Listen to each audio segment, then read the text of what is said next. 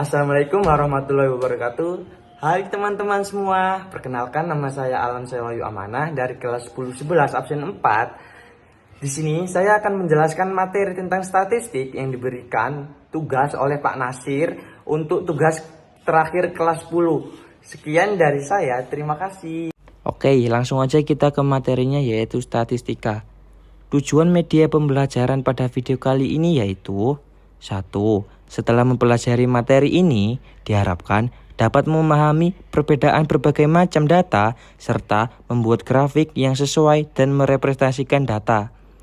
Yang kedua yaitu diharapkan bisa melakukan analisis data untuk pengambilan kesimpulan serta mampu menghitung ukuran pemusatan dari kumpulan data tersebut.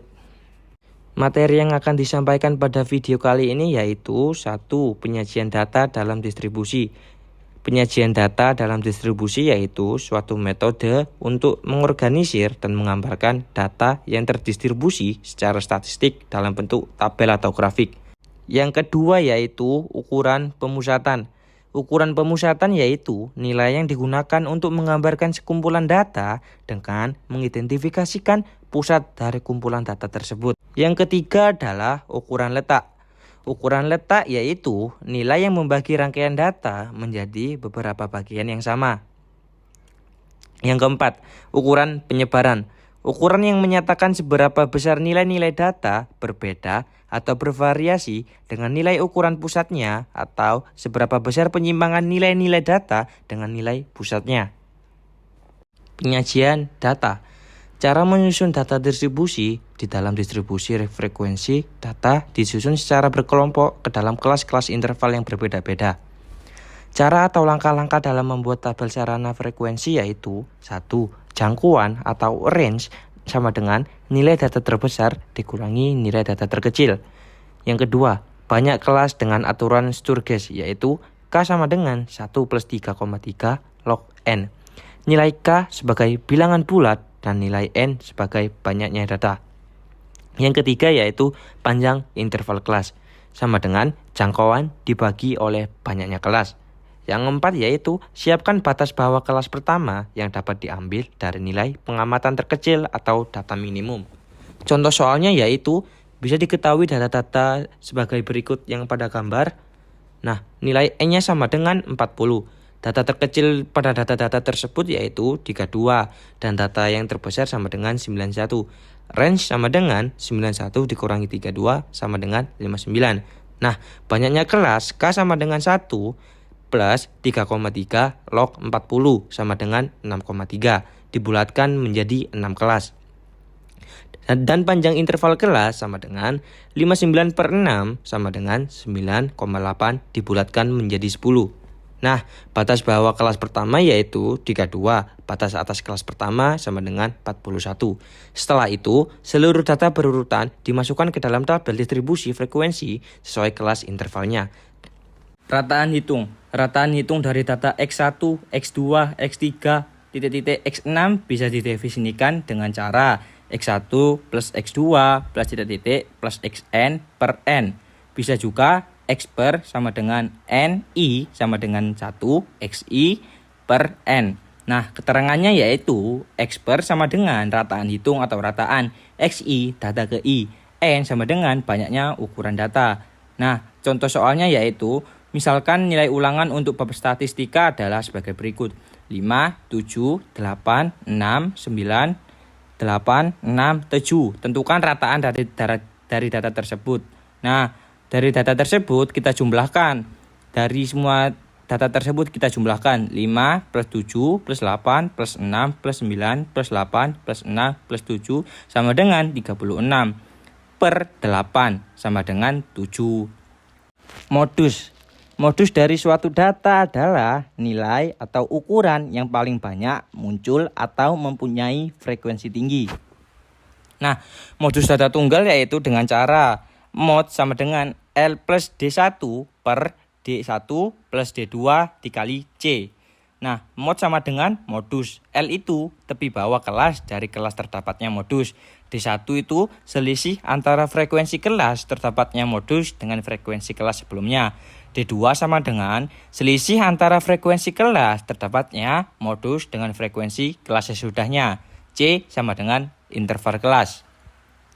Modus data kelompok yaitu modus sama dengan LO plus B1 per B1 plus B2 dikali C.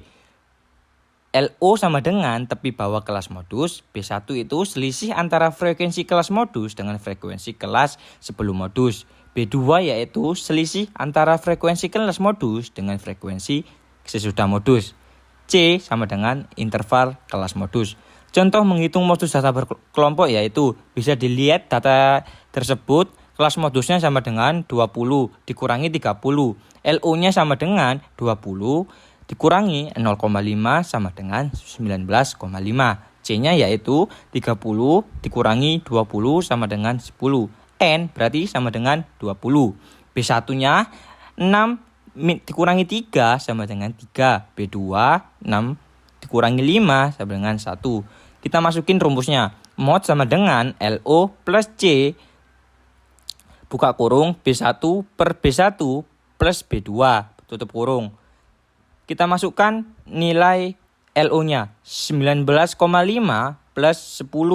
3 per 3 plus 1 sama dengan 19,5. 7,5 sama dengan 27. Ukuran letak kuartil data tunggal. Kuartil data tunggal adalah suatu nilai yang membagi data-data tunggal menjadi 4 bagian. Data di bawah Q2, di tengah median, data di atas Q2 sama dengan Q3. Q1 rumusnya adalah Q1 dikali N plus 1 per 4. Q2 dikali 2 per N plus 1 per 4. Q3 dikali 3 per 3 N plus 1 per 4. Nah, kalau data kelompok yaitu suatu nilai yang membagi data-data interval menjadi 4 bagian sama besar. Kuartil data berkelompok bisa ditentukan dengan rumus Q1 sama dengan LI plus P 1 per 4 N dikurangi F frekuensi I per FI. Di mana I adalah pada datum ke 1 kali N per 4. Untuk I sama dengan 1, 2, 3. Keterangannya adalah LI sama dengan tepi bawah kuartil ke I dan P sama dengan panjang kelas interval. FI frekuensi kumulatif tepat sebelum kelas kuartil ke I. FI frekuensi kelas kuartil ke I. N banyaknya datum. Contoh kuartil tunggal yaitu nilai ulangan misalnya 2, 2, 2, 3, 4, 5, 6, 7, 7, 8, 9, 9. Bisa lihat di gambar tersebut Q1-nya di antara 2 dan Q3-nya di antara 8 dan Q2-nya di antara 4, 5, 6. Nah, Q1 sama dengan 2 plus 3 per 2 sama dengan 5 per 2 sama dengan 2,5. Q2 5 plus 6 dibagi 2 sama dengan 11 bagi 2 sama dengan 5,5. Nah, Q3-nya 7 plus 8 dibagi 2 sama dengan 15 bagi 2 sama dengan 7,5. Contoh kuartil kelompoknya yaitu L1 sama dengan 54,5 1 kali N per 4 sama dengan 12,5. FK-nya sama dengan 5, F-nya 8, C-nya 5. Maka kita masukin rumusnya. Q1 sama dengan L1 1 kali N per 4 dikurangi FK per F dikali C. Kita masukin L1-nya. 54,5 dikali 12,5 dikurangi 5 per 8 kali 5 sama dengan 59,2. Ukuran penyebaran. Ukuran penyebaran kumpulan data merupakan nilai yang menggambarkan tingkat penyebaran data. Semakin besar tingkat penyebaran data, semakin data itu heterogen. Dan semakin kecil tingkat penyebaran data, semakin data itu homogen. Ukuran ini meliputi 1. Rentang data atau jangkauan data. Nilai ini merupakan selisih antara data tertinggi dan data terendah sehingga dirumuskan R sama dengan N X max kurangi X min. Yang kedua yaitu rentang antar kuartil. Nilai ini merupakan selisih antara kuartil atas dan kuartil bawah sehingga dirumuskan H sama dengan Q3 dikurangi Q1. Nomor 3 yaitu simpangan kuartil. Simpangan kuartil didefinisikan sebagai setengah dari nilai yang rentang kuatif sehingga dirumuskan dirumuskan sebagai Qd sama dengan 1/2 Q3 dikurangi Q1. Selanjutnya dari nilai simpangan kuartil ini didapat nilai langkah yaitu 3 kali sampingan kuartil sehingga dirumuskan L sama dengan 3 Qd dikurangi 3/2 buka kurung Q3 dikurangi Q1. Nilai langkah ini bisa digunakan untuk menentukan nilai batas pagar luar PL dan pagar dalam PD. Rumusnya PD sama dengan Q1 dikurangi L dan PL sama dengan Q3 plus L. Pagar dalam dan pagar luar bisa dipakai untuk meneruskan data pacitan, yakni data yang secara kualitas dianggap buruk. Yang keempat adalah simpangan rata-rata. Nilai yang digunakan untuk menentukan singkat penyimpanan data terhadap rata-rata sehingga semakin besar nilai simpangan rata-rata. Semakin data itu menyebar heterogen, nilai sampingan rata-rata dirumuskan SR. Contoh soal jangkauan. Jangkauan adalah selisih antara nilai tertinggi dengan nilai terendah dari rangkaian data. 1. Data tunggal. Bila ada sekumpulan data tunggal yaitu X1, X2, X3, X6, maka jangkauannya adalah sama dengan Xn dikurangi X2. Contoh soal, tentukan jangkauan data 1, 4, 7, 8, 9, 11. Penyelesaiannya adalah X6 sama dengan 11 dan X1 sama dengan 1. Jangkauannya yaitu X6 dikurangi X1 sama dengan 11 dikurangi 1 sama dengan 10. Nah, data kelompok. Untuk data kelompok, jangkauan data dapat ditentukan dengan dua cara, yaitu menggunakan titik atau nilai tengah dan menggunakan tepi kelas. Yang pertama yaitu jangkauan adalah selisih titik tengah kelas tertinggi dengan titik kelas terendah. Dan yang kedua, jangkauan adalah selisih tepi atas kelas tinggi dengan tepi bawah kelas rendah. Contoh soalnya yaitu, tentukan jangkauan dari distribusi frekuensi tersebut. Bisa dilihat tabelnya pengukuran tinggi badan 50 mahasiswa. Penyelesaiannya yaitu titik tengah terendah sama dengan 142. Contoh rentang antar kuartil. Letak Q1 data ke 1/4 dikali 40 sama dengan 10. Artinya TB 55 dikurangi 0,5 sama dengan 54,5 dibagi F sama dengan 4 dibagi F sama dengan 6. Q1-nya yaitu 54,5 plus 5 dikali 10 dikurangi 4/6. Q1 54,5 plus 5 dikali 6 dibagi 6 sama dengan 54,5 plus 5 sama dengan 59,5. Nah, letak Q3 data ke 3/4 dikali 40 sama dengan 30. Artinya TB 70 dikurangi 0,5 sama dengan 69,5 dibagi F sama dengan 28 dibagi F sama dengan 8. Q3 69,5 plus 5 dikali 30 dikurangi 28/8. Q3 69,5 plus 5 dikali 2/8 sama dengan 54,5 plus 1,25 sama dengan 70,75.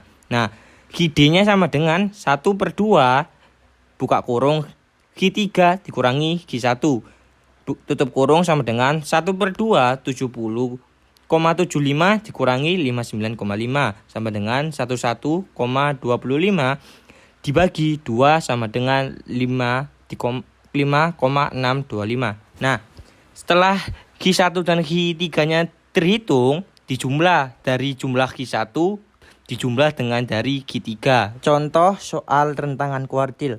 Tentukan simpangan rata-rata dari data 4, 6, 8, 5, 4, 9, 5, 7. Nah, cara penyelesaiannya adalah kita masukkan rumusnya terlebih dahulu. SR sama dengan NI sama dengan 1, XI dikurangi X per N. Nah, sama dengan 4 dikurangi 6 plus 6 dikurangi 6 plus 8 dikurangi 6 plus 5 dikurangi 6 plus 14 dikurangi 6 plus 9 dikurangi 6 plus 5 dikurangi 6 plus 7 dikurangi 6 dibagi 8. Nah, hasilnya 2 plus 0 plus 2 plus 1 plus 2 plus 3 plus 1 plus 1 dibagi 8 sama dengan 12 dibagi 8 Hasilnya adalah 1,5. Jadi simpangan rata-ratanya yaitu 1,5. Contoh soal simpangan rata-rata. Kita masukkan rumusnya terlebih dahulu. SR N I sama dengan 1, X1 dikurangi X per N. Nah, kita masukkan 3/6 plus 4/6 plus 5/6 plus 6/6 plus 9/6 plus 9/6 dibagi 6. Yaitu hasilnya min 3 plus min 2 plus min 1 plus 10 plus 3 plus 3 dibagi 6. Hasilnya adalah 3 plus 2 plus 1 plus 0 plus 3 plus 3 dibagi 6. 2 sama dengan 12 dibagi 6 sama dengan 2. Nah, materinya sudah selesai semua nih. Terima kasih yang sudah nonton dan diharapkan yang sudah nonton dapat bisa mempelajari materi ini, memahami perbedaan berbagai macam data, serta membuat grafik yang sesuai dan mempresentasikan data ya. Diharapkan juga bisa melakukan analisis data untuk pengambilan kesimpulan. Terima kasih untuk Pak Nasir sudah mengasih tugas terakhir kita di kelas 10. Terima kasih banyak buat Pak Nasir. Dadah, see you guys.